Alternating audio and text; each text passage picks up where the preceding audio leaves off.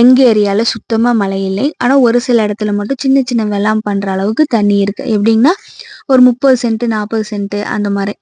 அப்போ அத்தியாங்க இதில் வந்து கொஞ்சம் தண்ணி இருக்குங்களா, அதில் வந்துட்டு கொத்தவரங்காய், மிளகாய் செடி, கத்திரிக்காய் அதெல்லாம் போட்டிருக்காங்க.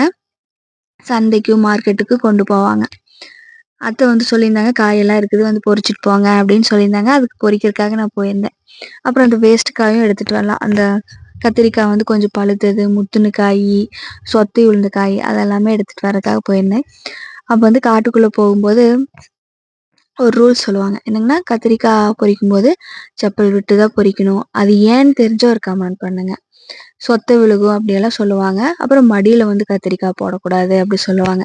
இதெல்லாம் ஏன்னு தெரிஞ்சால் ஒரு கமெண்ட் பண்ணுங்க. அப்போ அந்த கத்திரிக்காய் பொறிக்க போகிற டைம்ல தேன் பூச்சி வந்து தேன் எடுத்துட்டு இருந்துச்சு. அப்புறம் அந்த குட்டி குட்டி தேன் பூச்சி இருக்கும் பார்த்தீங்களா, இந்த பொந்து தேன் சொல்லுவாங்கல்ல, செவுத்துல எல்லாம் ஓட்டை போட்டு இருக்கும், அது வந்து தேன் எடுத்துட்டு இருந்துச்சு. அப்புறம் தேன் பூச்சி மகரந்தத்தை எல்லாம் சேமிச்சுட்டு இருந்துச்சு. எனக்கு என்ன டவுட்டுன்னா, கத்திரிக்காய் சாப்பிட்டா ஒரு சிலருக்கு சேராது.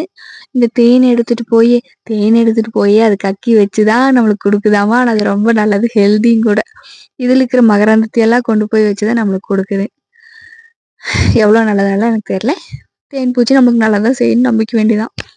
இப்போ நான் அதே மாதிரி நானும் செப்பல் விட்டே போய் பொறிச்சிருந்தேன். ஏன்னா அம்மா வந்து சொல்லியே விட்டுருந்தாங்க, கத்திரிக்காய் பொறிக்கிறதும் கூட ஈஸிங்க, டக்குன்னு பொறிச்சிடலாம். அப்பவும் அந்த குட்டி குட்டியாக அந்த முள்ளு மாதிரியெல்லாம் இருக்கும். ஒரு சிலருக்கு கையெல்லாம் பிக்கும்.